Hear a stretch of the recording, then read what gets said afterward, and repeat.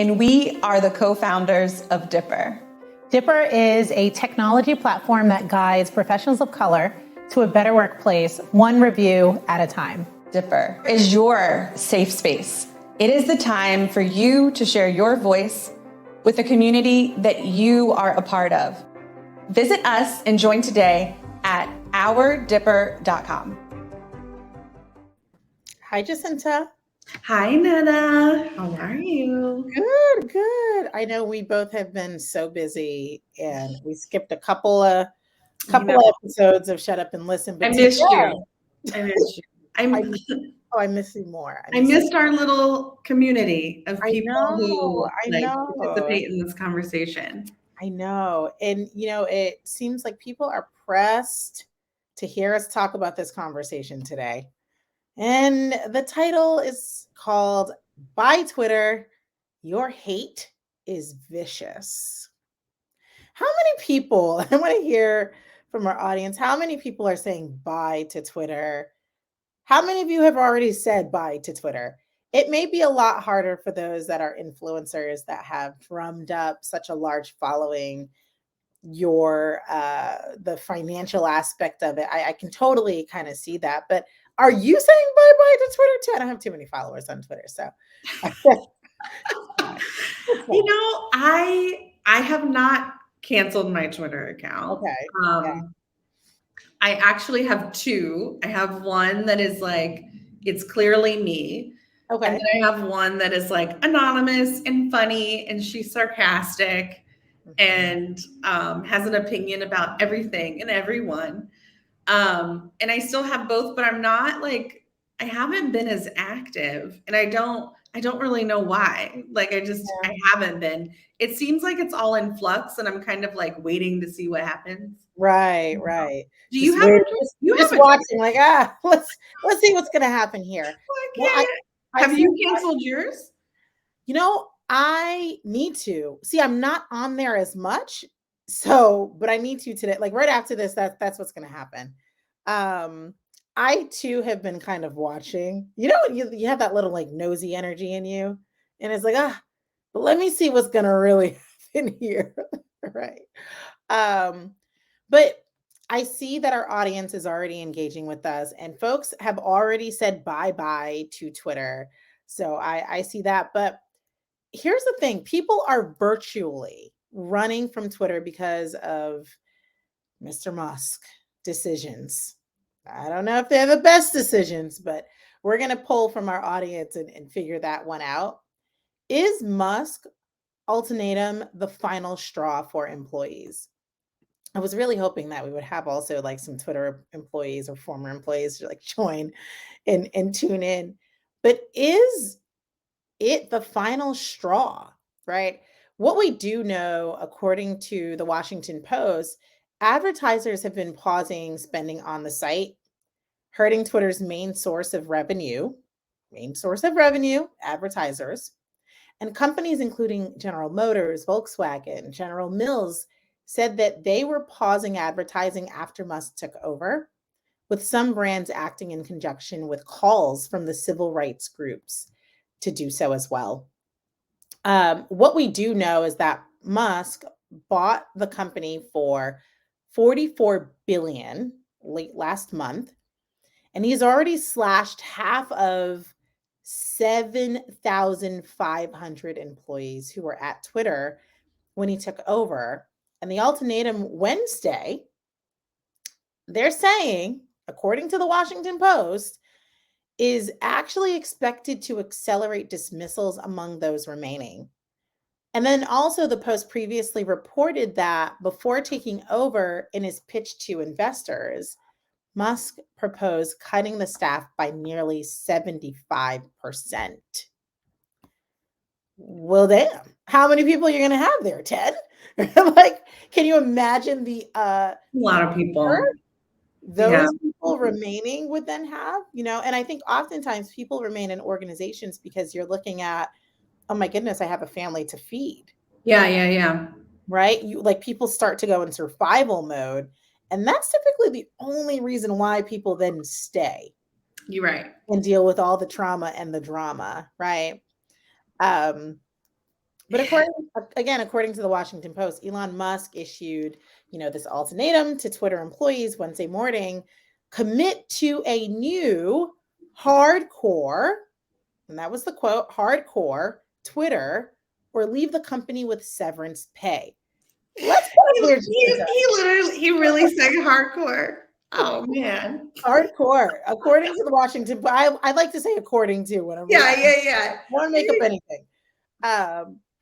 What are your thoughts about that statement? Like, if you were an employee in the organization and you received the message that stated that, how would that make you feel? Like, what would you actually do? Great question. I think first I want to say, like, look, we both work in tech, and tech it's tough right now. And I want to definitely give grace and like support, because especially to like our folks out there who, our family and cousins and fighting the good fight. Like, this is, if fourth quarter in the midst of like a pandemic, economic downturn, all of that wasn't hard enough, like you're dealing with a lot now. And so definitely, like, I see you, we are here for you, like, we get it. And with that sort of ultimatum, I'm weird. Like, I don't know is it from trauma, but I respond well under pressure. Like, I don't respond well to being threatened, but like, I definitely respond well to pressure. And so I kind of see it from both ends. Of course, I don't know what I would do in that particular situation. I can look to when I have been in a situation like that. Yeah. And I have definitely been, we worked for a large technology company that took on it. We absorbed brands all the time, like whether through mergers or acquisitions. And you see what happens. Like, you're like, okay, there's going to be a wave of people who are no longer going to be a fit or need. And like, what do you do then? And so, I've seen some people chose to leave, right? Some people quit. I don't know. I think when I've been in this situation before, I did stay. But I also stayed with very clear intention. Like, I almost like, if the company is resetting, I personally also reset and take a look at like, what are my goals? What are my objectives? What's my intention? Always have a plan B. Like, what can I do next? Right. And so I think that's, sometimes in the midst of a storm, you can come out like on top. So it's like, I don't know if I would flight, like if I would leave immediately, but when I have been in this situation before, I reset myself and really honed in on like what my intentions would be, and ended up coming up on top. I don't know. What about you? Yeah, I mean, it's always a hard one, right? Because I think and I think you said it so well, there's a difference between a threat. Yeah. And then what was the other term you used? Like a challenge, like a call to arms. Right. A call to arms. Like a good call to arms is good. Like, sometimes it's like we need a pep rally, A call to arm and a threat are two different things. Right? Yeah. For sure. When I see that, maybe it's not fully defined as a threat, but it's definitely him as an individual taking a very hard stance and saying, this is what it is. So either you get on board with this or you leave. And there's really and it's very interesting because, my background is in behavioral psychology. And so I always kind of think about, what is that person from a psychological standpoint going through, right? For there to be not that humanistic element in your heart to say, you know what, I'm going to have to take a hard stance, because I get it, right? You and I both work in large organizations. We still do, right?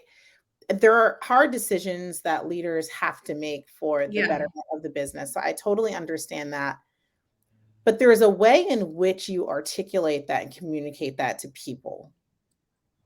you know, and I think that's the piece that is missing. It's one thing if you're saying, hey, you know, as an organization, I want to scale this, I want to take this to the next level. It's Right. so unfortunate, but we're gonna have to do this. But it's coming down almost like this is a demand. So either you're with me or you're not. And I think that is what is really rubbing folks the wrong way. And they're saying, well, hold on, this is the final straw for me. Why am I being communicated to in this way? What have I done?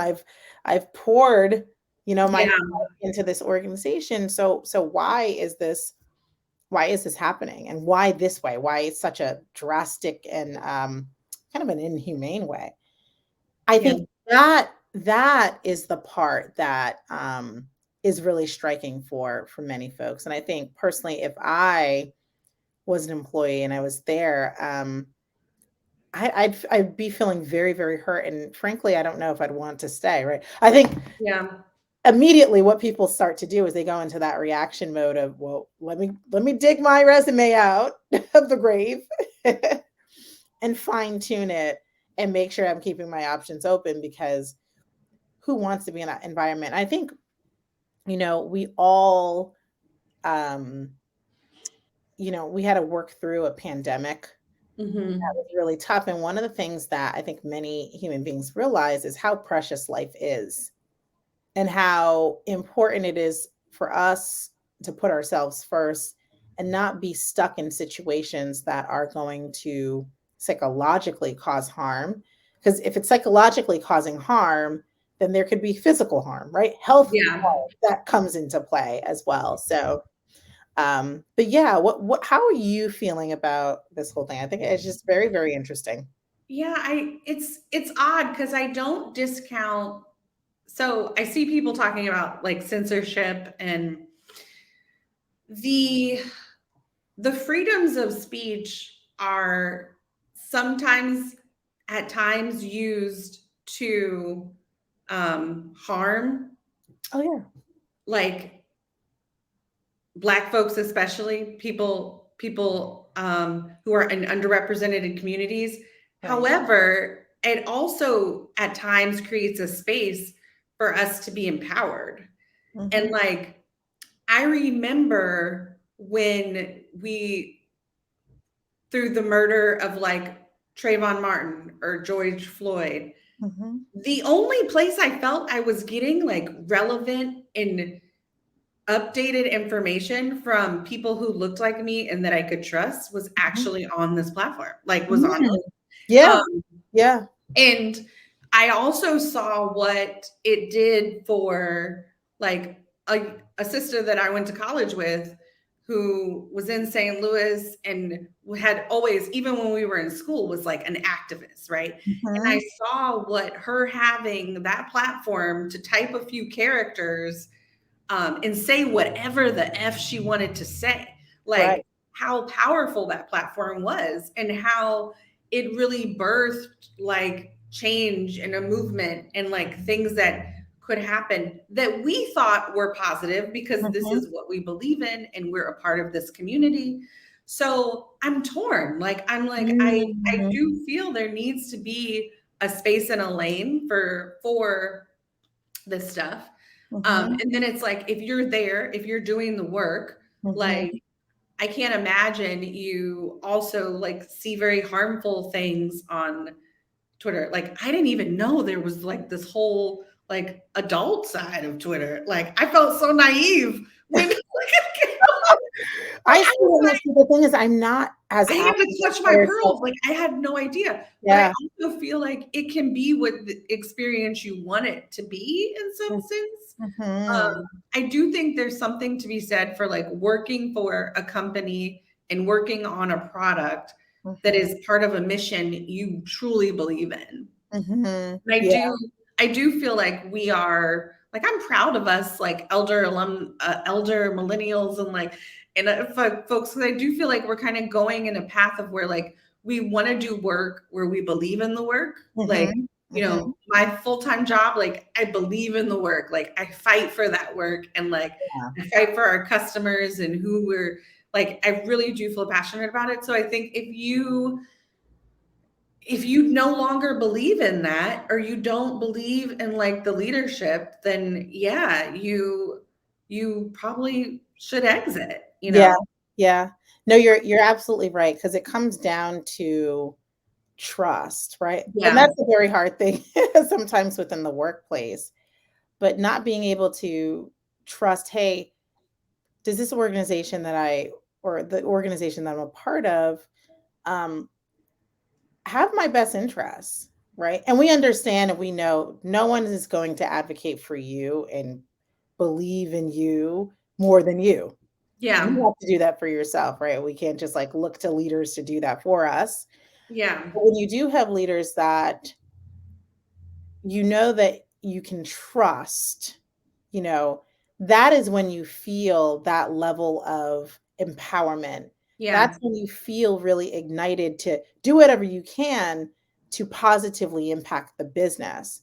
Yeah. When that trust is not there and that relationship hasn't been built within an organization, and it perhaps maybe a leader coming in and making drastic changes immediately and not really level setting with the entire employee population, that drives engagement or so Yeah. significantly low, and it doesn't entice people to then want to join because it's like, well, that relationship hasn't even been established with anyone. Yeah. So like, if I can't think then my situation's going to be different by joining that organization, right? um, Yeah.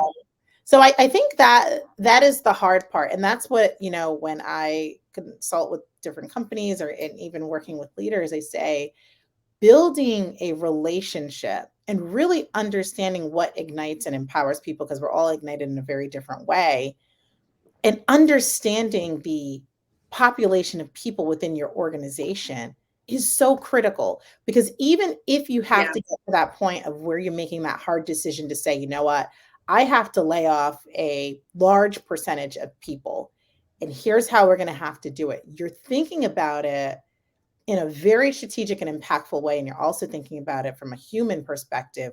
How can we make sure that we're adding a level of empathy in this Yeah. throughout this process with this hard decision that we're making?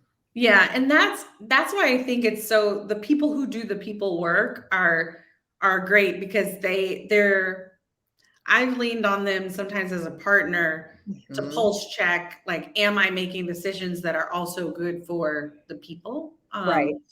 And that morality. Like I don't, I could be the unpopular opinion, but I do not think this is the end of Twitter.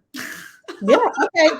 Talk to me Like about it. That's why I I love feel like it. it Yeah. will be around for a while. Mhm. I feel like they're gonna figure out Very quickly pivot and when figure that it out. revenue drops.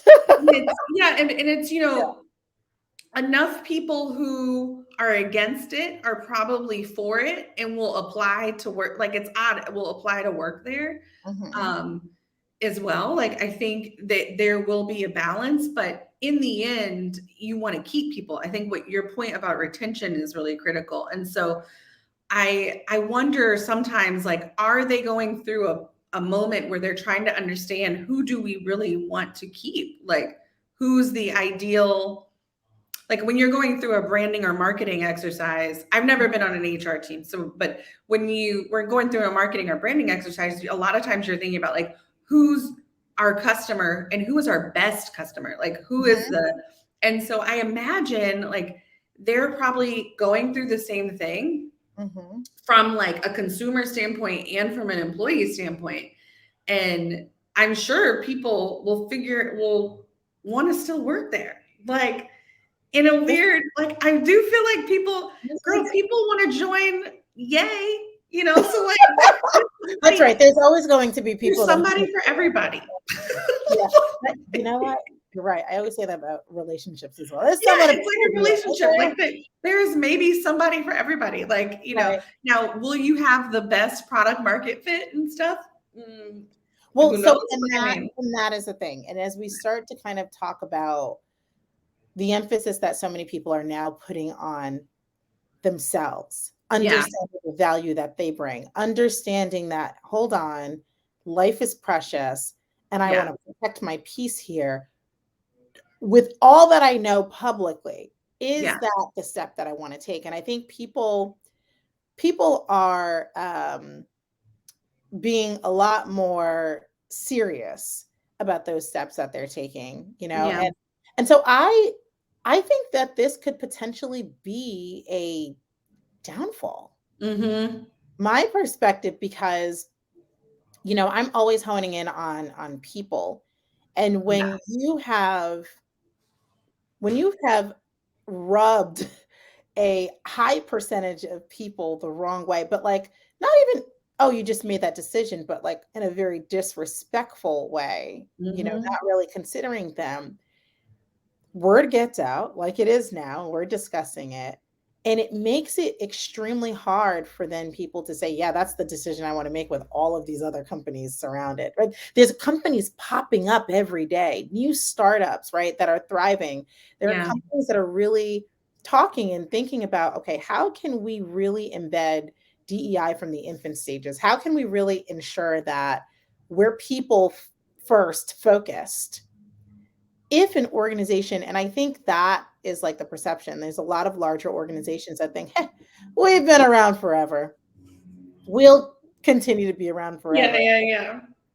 And they may be around for a little bit, but that won't be sustainable because there will be another organization that's popping up. And we see it right now with even like TikTok, right? Mm-hmm. Even LinkedIn, look at the progression of LinkedIn. It was just people were just searching for jobs. Now it's like this content warehouse that's happening, right? And even though people don't fully agree on this platform with each other, it has evolved into like this educational component. We're going to start to see that trend, and those organizations that are not really kind of honing in from a people perspective, they're gonna probably be extinct. Mm. That's just my Yeah. thought, but Yeah. I mhm, mean, your investments you make on your people for your people are so important, right? right, And yeah, I mean, it's something I can't stop watching. Like I can't. It's like I can't look away. Like right, I'm definitely keeping a close eye on it.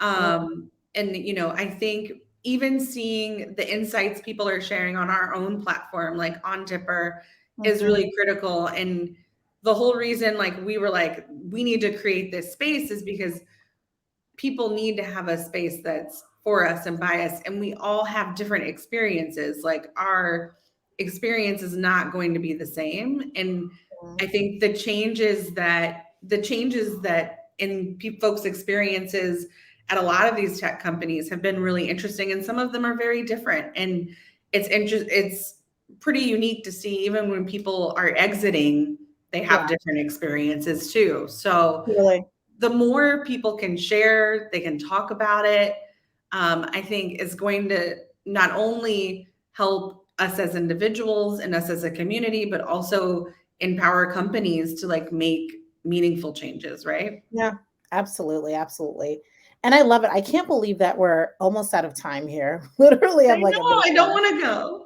It went by so quick, and I'm just so thankful Okay. for folks that have been participating in the conversation. I see the chat here blowing up, but definitely head to OurDipper.com right now. We want to continue this conversation with you. And I think, on a grander scale, really the conversation is really about inclusive leadership, right?